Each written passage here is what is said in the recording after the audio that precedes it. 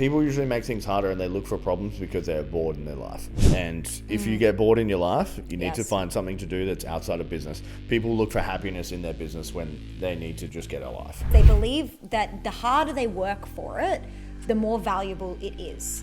When in actual fact, that is so wrong. Like, the sooner that you can get it done and the simpler that you can make it is actually more valuable for the consumer on the end.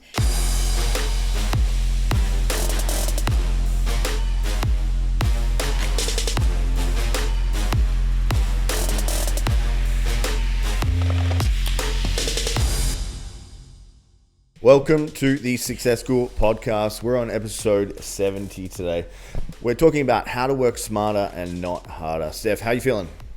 I, as always excited to be here with you. Always an honor to have conversations with my husband online, on the air. Yep. People always say to me, hey, I would love to be in the car with you and Tim while you're driving around Australia. I'd love to hear what the conversations are. Do you reckon that we should do an episode from the car one day? I mean, obviously would not have this production value. Yeah, imagine getting this set up in the car. Mostly we just listen to podcasts and then we get like hell riled up listening to podcasts and then we pause them and then we just talk about them for like 20 minutes. We can barely get through a podcast. Honestly, it takes us so long. So much discussion. Yeah. We keep pausing it like every couple of minutes. Like, okay, but what do you think about this? Yeah, they're usually not podcasts we can talk about. What are we here to talk about publicly today? We're talking about how to work smarter and not harder. I'm totally not prepared on the show notes, so we'll see what goes into that. I'll kick off with my personal update. So we have gone multi-channel on our content recently. So we're on Facebook, LinkedIn, Instagram, Twitter, Threads, Shorts. So 6 platforms at the moment. And you might be thinking, damn, that's a lot of work. But actually, there's a lot of reusing of content in there. So most of the time, it's only 2 content pieces that are reused on multiple platforms. And there is a little bit of a notion or an understanding that each social media platform is inherently different, which is true, but also they are not. So what we did is we went and studied everyone was crushing it in social media, and they're basically posting the same thing on multiple platforms. So I was like, okay, if they're doing it, maybe I can. Yes. So we've been doing this for a couple of weeks now, and it's going incredibly well. Reach has grown tremendously. Followers, connections are growing tremendously. And why this strategy works is because every time a social media platform changes their algorithm slightly, it affects that one granular social media platform. But if you're on 6, you can kind of withstand the fluctuations in the algorithms, which is great. So one's going to be popping, one's going to be doing shit, but you're still going to be growing your profile overall. But if you were just all leveraged on Instagram, and if Instagram was basically throttling reach, which it does, you'd be kind of fucked from a business point of view. So it's really cool to kind of spread your seed. I knew that you were going to say seed. Spread your seed across multi-channels. What do you think? Which channel is your favorite at the moment? Favorite to consume or favorite for growth? Oh, tell me each. Favorite to consume would be definitely TikTok. I love the dumb vibes on there and just the silly videos that kind of happen on TikTok. What's your like favorite series of silly videos on TikTok? I really like Two Turnt Tony with his duck. I just like watching him troll his parents and with his duck. And then favorite for growth, and I really don't want to say it because I don't want too many people to go on it, but LinkedIn. LinkedIn's becoming like a bit of a Facebook. They kind of do everything. I feel this really deeply. Yeah. I think that I'm starting to favor LinkedIn, which is really, guys, don't go over there. Don't go on LinkedIn. Don't take our advice. Don't tell all the biz babes in the world to get on LinkedIn. Do not tell everyone to get on LinkedIn. It's our secret sauce right now. But yeah, I'm also really liking it. My lesson of the week would be that it was harder work than I thought. It took me longer. I wouldn't say it's hard work at all. It took me longer than I thought to optimize all of the profiles across all of the platforms. Yeah, it was tough. You were not giving it. That took so respect. long. Yeah. I was like, cool. We'll just start posting on LinkedIn. We'll just start posting on Twitter. We'll just start posting on just even getting the logins. Was a mission. Yeah. Because like some of those platforms I haven't signed in on forever. Yeah. So like Twitter as an example, I hadn't been on there in months. I actually I had 3 accounts on Twitter because I kept forgetting the passwords and just starting new accounts. Scammer. So yeah, like my lesson of the week was like we had to have a really, very serious effort to set up those profiles to be as, I would say, I'm going to say pro, but they're not even that pro compared to the pro pros. Optimized. But to optimize all those profiles, it takes some work, guys. I reckon it took me like 6 hours in total to get it on and And you had it optimized. easy because you just copied mine. I copied a lot of your stuff. Yeah. Yeah. I mean, I copy most things I leverage most things from other people anyway. So like when I was doing YouTube, I was like, okay, what's Cody Sanchez doing? What's Ravi doing? I went on LinkedIn and I was like, cool, what are the biggest people on LinkedIn? So I looked up Tim Frey. What's Tim Frey up to? What's he up to with his 1,000 connections? Matt Lakovich. Killing it. I went and had a look at like who is crashing it on these platforms and how can I optimize my bio to be similar to theirs. So I think like it's pretty simple. Definitely don't start from scratch and try and figure it out. Like just go look at what the killers are doing and do that. But it did take me longer than I thought. So my lesson of the week is if you want something good to happen, you do have to put in a concerted effort. 100%. I love that. That is a good lesson. Steph, do you want to tell us what we're talking about today? So this is our finger on the pulse episode, and what we want to talk about trends and things that we see in society, so we can comment on them and see and kind of give our 2 cents, I guess. And one thing that we are seeing quite a lot throughout social media and definitely in the business world is this kind of push for millennials and Gen Z to kind of push back against the hustle culture. And it really got us reflecting on the concept of, the smarter is harder movement. I think a lot of people talk about smarter rather than harder, but I really don't think that anyone knows what that means. I don't know what that means. Like, what does that mean? Oh, no. I'm like, what is that? This is what I'm going to get you to explain today. Explain it. Like, what does smarter and harder mean? So my question to you was, what does it mean to work smarter and not harder? Okay, so let's just address the first thing. We are seeing almost an anti-ambition movement where people are like, it's not worth it. Like, life's for living. You don't have to work that hard. Do you think that's a helpful kind of notion in today's society? Do you think that this work easy life notion is going to be helpful for the future of our world? It's helpful if you're rich. Yes. But if you're not rich, it's going to be a fucking shit existence. Totally. Like, money makes the world go round. No matter who is going to tell you otherwise is full of shit. Like, you have to have financial security and means. Like, try to live your best life when you've got no money is virtually impossible. Yeah. So to get money takes great effort. You have to put out energy into the universe, and then it comes back to you in a monetary form. Yeah. Without that, you're going to live a pretty fucking shit existence. So Agreed. I completely disagree with that. I think it's probably just something that's caught on TikTok and they jump on the trend, but I don't think that's an existence worthy of bragging about. Well, we do see a lot of entrepreneurs who tap out of the entrepreneurial race. Yeah. Right? And maybe they're not entrepreneurs. Maybe they're entrepreneurs at some level. We do see them tap out of the race because it's too hard. Yep. Business is too hard. And I kind of wrote a bit of a post on social media around this, and I was like, yes, it's hard. Yeah. Especially the first 5 years, they're grueling. It is so hard. And there are days where you're going to want to give up. And on your worst days, you'll see your competitors winning, and it's just the hardest thing ever. And people will quit, and you will get trolled, and people will say nasty stuff, and it is hard. But it's hard for like 5 years, and then it really does get easier, and you still have hard days, but it can't be as hard as working like 40 hours a someone you week hate. for 40 years, Yeah. 9 to 5. Like, it just can't be like, yes, that's easier in the immediate term. We actually spoke with a friend about this recently, and she recently went back to a friend, kind of a loose, I would say more like a loose acquaintance. She went back to her 9 to 5, which is so fine. Absolutely no judgment there. And she was like, it's actually so easy because I finish work and then I don't have to think about anything. And like when she was in entrepreneurship, she was like, it was hard. Like, I was really exhausted, all of the time because my brain never turned off. And I was like, yes, I see that. I can see the easefulness in the level of responsibility is so different. However, you now have to work for the rest of your life in that job, doing the same amount of hours with the same amount of exertion. And while it may be less exertion, it is longer exertion. So instead of it being a sprint, it's now a lifelong marathon where you have to ask for leave and you get performance managed and reviewed and all of this stuff that I just think is like so unsexy. And so I think that yes, it's hard. The first 5 years of business are really hard. That's why most people give up. But if you get past the 5 years, and the reason that 5 years is the number is because that's when your skills really start to develop enough to actually do something meaningful and for it to actually get easy. Once you get past the first 5 years, it does get easier, and it is so worth it. Like short-term pain for like a lifetime of freedom. It's just so worth it. I don't get it. Like, I completely don't get having a job. Yeah, Tim Like, Tim doesn't get it. You're saying this to me, I'm like, this sounds like the worst thing in the world. Like, imagine working 40 years for someone, and then at the end of it, you wouldn't even have a pot to piss in because you can't even afford anything. Oh, like we look at our parents who worked so hard, and your parents, you know, recently retired and, you know, they paid off their house, which is amazing. And now they're like waiting for their government check every week. And it sucks. Like, they're not living. They can't do stuff. They can't afford stuff. They can't go out. You know, my parents are exceptionally even more poor. Yeah. You know, dad worked his whole life for this retirement, this freedom that he hated and could barely afford to do anything. And I just think he worked like 3 jobs, you know? And I just think like, for what? Yeah. You know, like we have more freedom now than our parents ever had because we put in the hard yards for 5 years because it was hard. Yeah. So, yeah, I do think that we're seeing I this. feel like when you're young, it's the perfect time to hustle and build a Totally. business. Like, what else do you have to do? Totally. Getting drunk, chasing girls, chasing boys, whatever you're doing, that's all fun.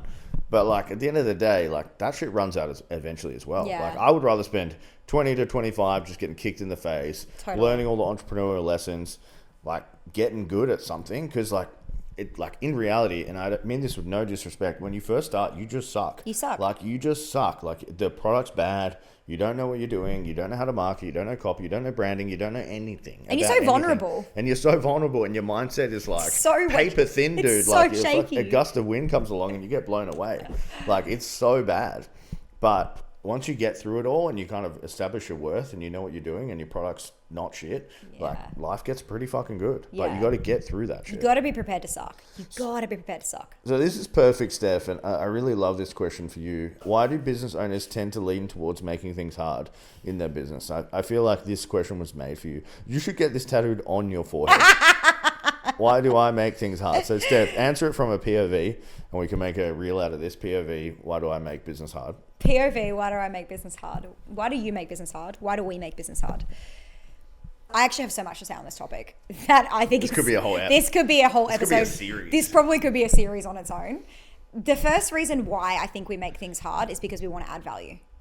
So I think that naturally, like I see it in our clients all the time, like literally clients that we've worked with as contractors and people we work, like they make it hard because they believe that the harder they work for it, the more valuable it is. When in actual fact, that is so wrong. Literally, the simpler you make it for the person on the other end, like the sooner that you can get it done and the simpler that you can make it is actually more valuable for the consumer on the end. But I do believe that there's inherent worth, like self-worth, achievement in making things hard. If I do this and it's really hard and I put a lot of hard work into it, then I feel like I've really achieved an outcome when I'm finished, right? If it's too easy and I finish it, I feel like I haven't earned it and it's probably not very good because it was too easy. Does that make sense? Yeah. So there's that element first. The second thing is that our minds are problem solvers.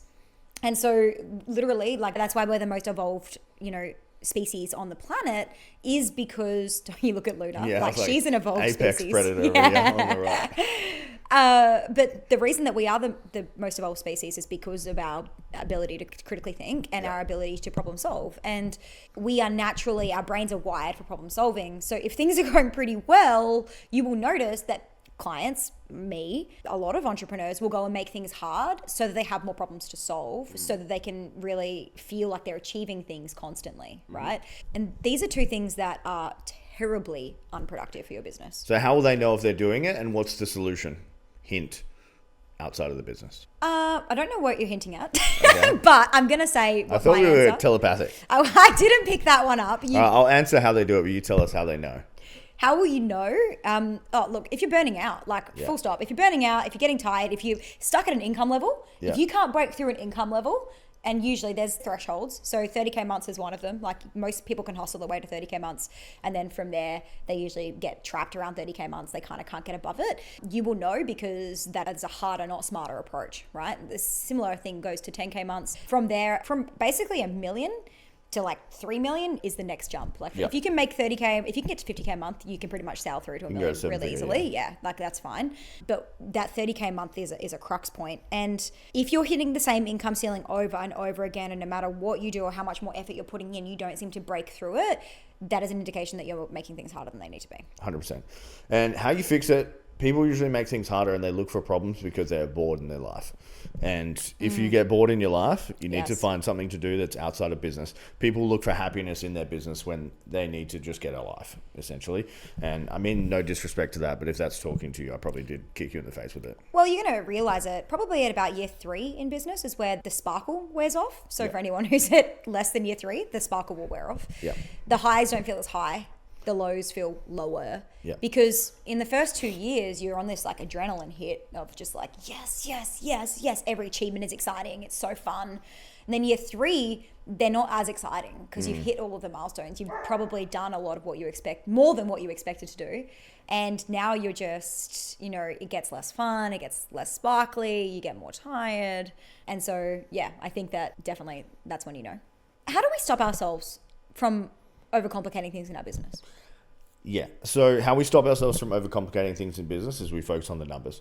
So what are the numbers telling us? Are you following a KPI? Are we tracking revenue, profit, sales calls, marketing, leads, all those types of things? And how we do it is every Monday we have our team meeting. Everyone in our team presents their KPIs. We look for the 3 worst ones and then we fix them. After they are fixed, we let the week play out and then we go again. Okay. We're not spending the whole week looking at our business being like, what can I fix because I'm bored? We only want to fix what is going wrong according to the data. Okay. And that's how we keep the finger on the pulse, which I think is the name of the episode. You gave out some really good advice to someone recently. I'm going to call her Soph. Yep. I think she listens. Oh, Soph. Well, I hope you don't mind us sharing the story. Yeah.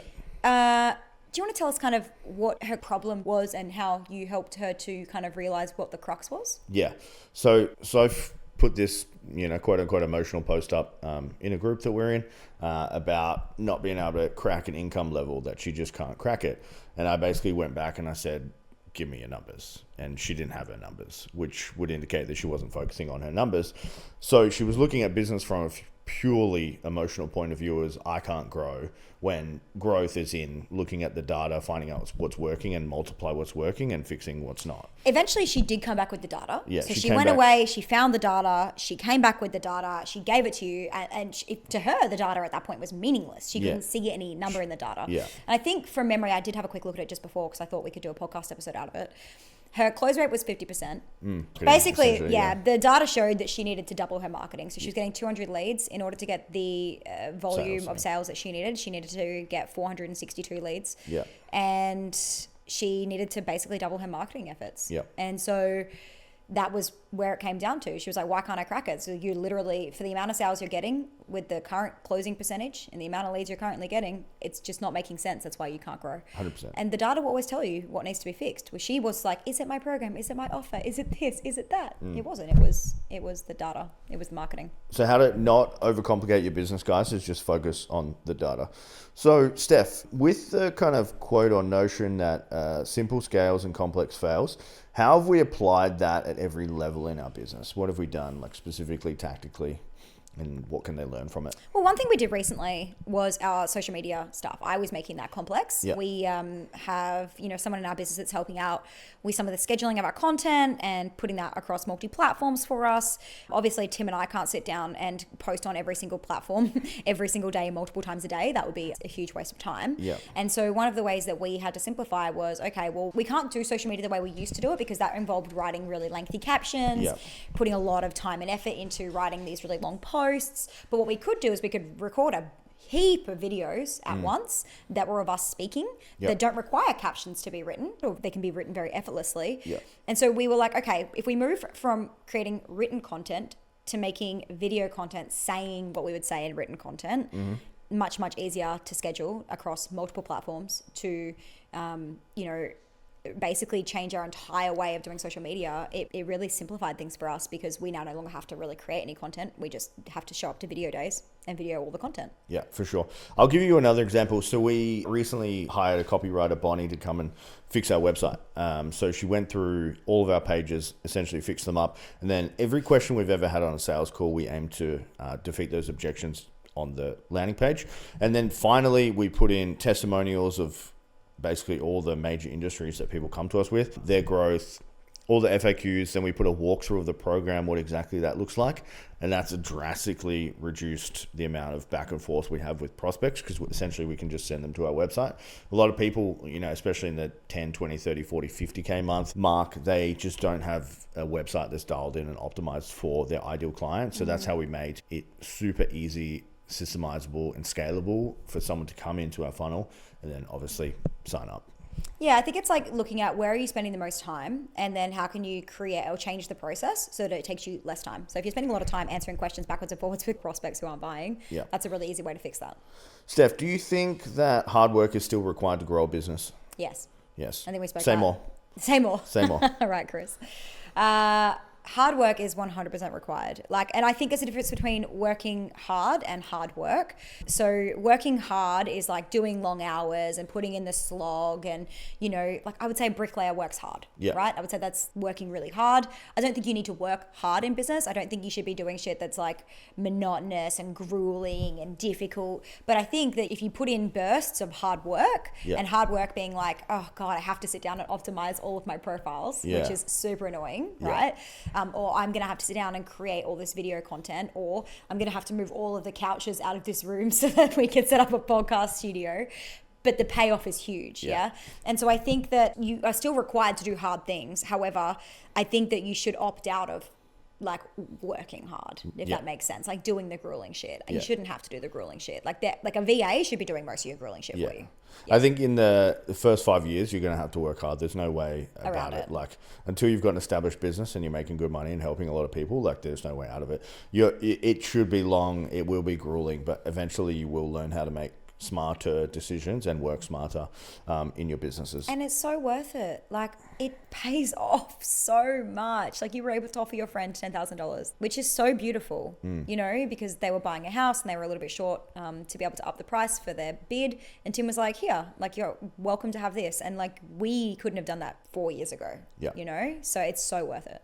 What would you say to anyone who, has a tendency to overwork or make things complicated in their business, from like someone who has done that for the last couple of years? And then I'll probably hit it with more of a tactical, here's how to do it. Yeah, I just think you have to be willing to change. Yeah. Like what's got you here is not going to get you there, and it's going to look really different. And I think I've only just really started to accept that at every level things have to change. At the beginning, I wanted to individually one-to-one coach all of my clients, and I wanted to do all the sales calls, And the first thing I outsourced to get stuff off my plate was the sales calls. I didn't want to. I was scared. I was like, no one's going to buy from me.